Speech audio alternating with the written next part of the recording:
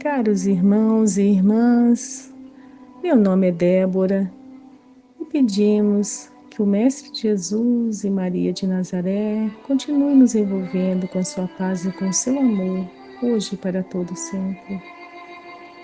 Trazemos hoje no livro Pão Nosso, da autoria espiritual de Emmanuel, através da mediunidade de Francisco Cândido Xavier, o capítulo 122, intitulado Pecado e Pecador. Procederemos à leitura e, posteriormente, algumas reflexões a respeito do texto. Vamos à leitura, então. Amado, não sigas o mal, mas o bem. Quem faz o bem é de Deus, mas quem faz o mal não tem visto a Deus. Está na terceira epístola de João, em seu versículo 11.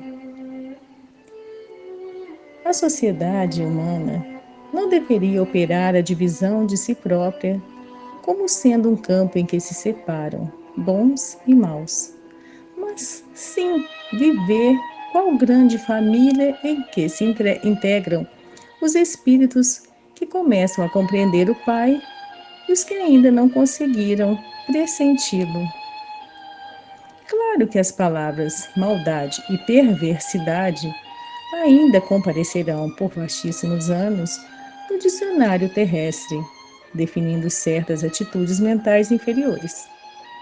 Todavia, é forçoso convir que a questão do mal vai obtendo novas interpretações da inteligência humana. O evangelista apresenta conceito justo. João não nos diz que o perverso está exilado de nosso Pai, nem que se conserva ausente da criação.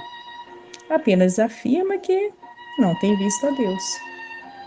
Isto não significa que devamos cruzar os braços ante as ervas venenosas e zonas pestilenciais do caminho. Todavia, obriga-nos a recordar que um lavrador não retira espinheiros e detritos do solo a fim de convertê-lo em precipícios. Muita gente acredita que o homem caído é alguém que deve ser aniquilado. Jesus, no entanto, não adotou essa diretriz. Dirigindo-se amorosamente ao pecador, sabia-se, antes de tudo, defrontado por enfermo infeliz, a quem não se poderia subtrair as características de eternidade. Lute-se contra o crime, mas ampare-se a criatura que se lhe enredou nas malhas tenebrosas. O Mestre indicou o combate constante contra o mal. Contudo, aguarda a fraternidade legítima entre os homens por marco sublime do reino celeste. Assim finaliza Emmanuel. E iniciam as nossas reflexões. Primeiramente, vamos analisar a palavra pecado, e essa palavra, ela vem do grego amartia, e significa, em relação às atitudes humanas, errar o alvo. Então, em outras palavras, o pecado seria o desobedecer, o equivocar-se de alguém perante as leis de Deus, portanto, distanciando-se dele. E pelo dicionário de nossa língua portuguesa, temos que pecado é violação de um preceito religioso, desobediência a qualquer norma ou preceito, falta e erro. E pecador é quem ou que comete pecado, é o pecante, que possui defeitos e vícios. E desde muito se fala em pecados, Temos inclusive os famosos 7 pecados capitais, que são quase tão antigos quanto o cristianismo.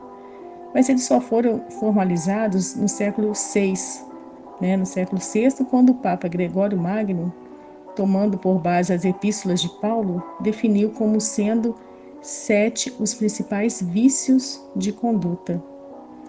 E há relatos também de que até tentou se oferecer, né, soluções para os pecados capitais, criando uma lista de 7 virtudes fundamentais, combatendo cada um dos 7 pecados.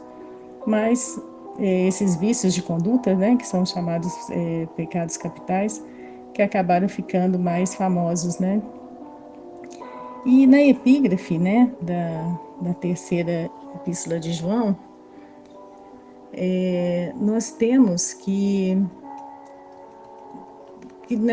na verdade, né, ele já nos orienta que não devemos entender, mas nem nos persistir, né, no mal, mas esforçar-nos em praticar o bem com espontaneidade, bons sentimentos, para nos aproximarmos de Deus através do cumprimento de suas leis divinas, né, que são a vontade dele, de Deus, nosso Pai.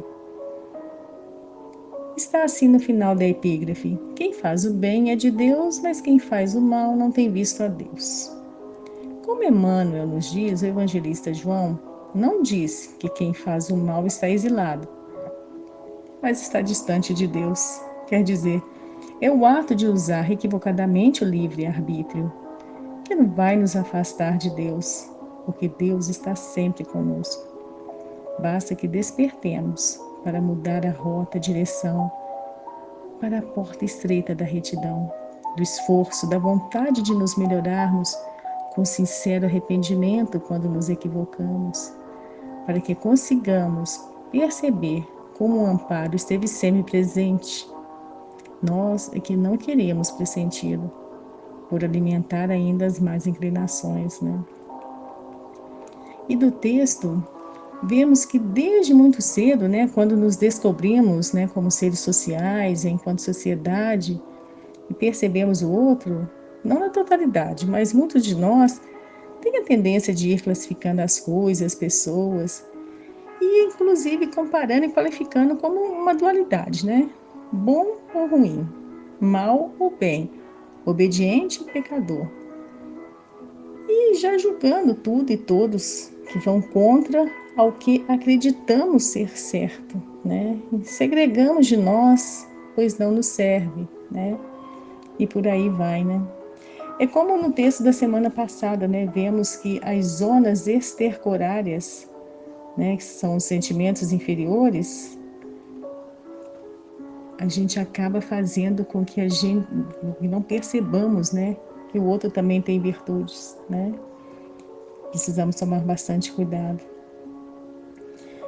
Não devemos estacionar indefinidamente, né? Precisamos avançar, tornar puro o nosso coração, fértil, buscando atingir o nosso objetivo, que é a nossa evolução.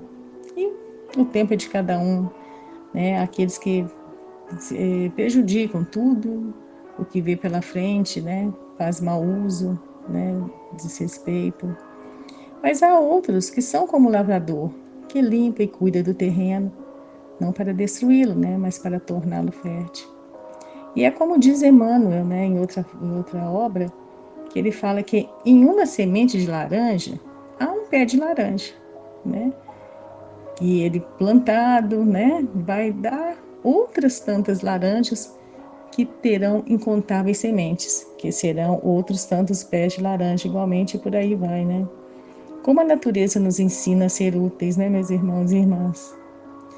E espiritualmente falando, a colheita com bons frutos deve ser oferecida a todos que estejam necessitados do pão do Espírito, para saciar a fome de conhecimentos, sentimentos e ações voltadas ao bem geral, rumo ao nosso bem maior.